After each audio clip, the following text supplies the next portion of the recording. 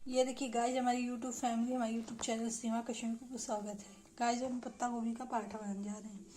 ये देखिए पत्ता गोभी, इसमें मैंने प्याज डाला, हरी मिर्च डाला, नमक डाला। ये रहा आटा, इसमें डालेंगे पत्ता गोभी। ये देखिए,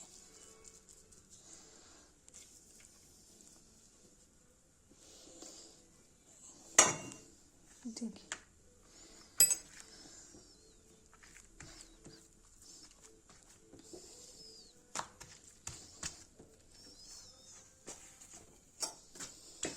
देखिए गाइस, कैसे खुल गया है।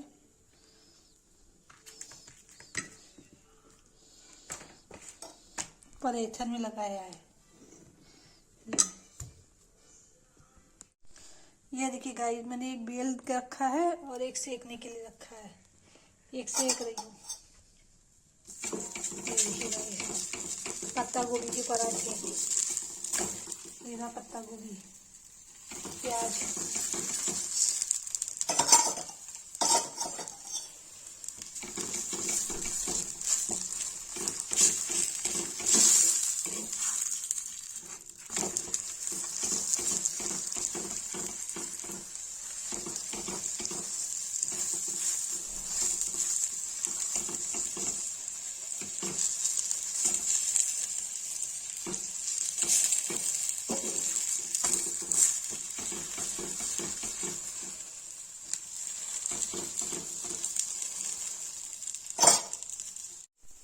देखिए गाइस, एक पराठा बनके तैयार है और दूसरा हो गया है।